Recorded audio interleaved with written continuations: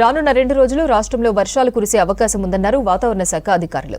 అల్పపీడన ప్రభావంతో సిటీతో పాటు జిల్లాల్లో వర్షాలు పడే ఛాన్స్ ఉందన్నారు. ఇవాళ 21 జిల్లాలకు ఎల్లో అలర్ట్ ఇచ్చారు. కొన్ని ప్రాంతాల్లో బలమైన గాలులు వీచే అవకాశం ఉందని తెలిపారు వెదర్ ఆఫీసర్లు. ఉత్తర బంగాళాఖాతంలో అల్పపీడనం కొనసాగుతుందని ప్రకటించింది వాతావరణ శాఖ.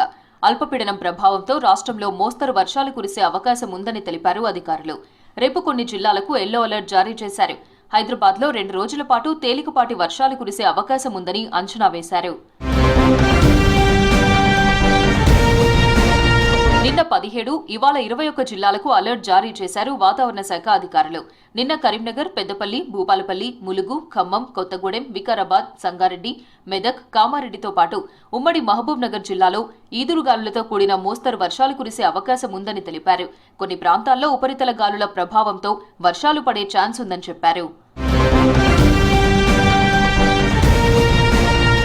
ఇవాళ ఆదిలాబాద్, కొమరంభీం ఆసిఫాబాద్, మంచిర్యాల, నిర్మల్, కరీంనగర్, పెద్దపల్లి, జయశంకర్ భూపాలపల్లి, ములుగు, భద్రాద్రి కొత్తగూడెం, ఖమ్మం, నల్గొండ, సూర్యాపేట, మహబూబాబాద్, వరంగల్, హన్మకొండ, జనగాం, సిద్దిపేట, యాదాద్రి భువనగిరి, మేడ్చల్ మల్కాజ్గిరి, సంగారెడ్డి, మెదక్, కామారెడ్డి జిల్లాలకు అలర్ట్ ప్రకటించారు. ఈ జిల్లాల్లో గంటకు 30 నుంచి 40 కిలోమీటర్ల వేగంతో బలమైన గాలులు వీచే ఛాన్స్ ఉందని తెలిపారు. జయశంకర్ భూపాలపల్లి జిల్లాలో వర్షం దంచికొట్టింది.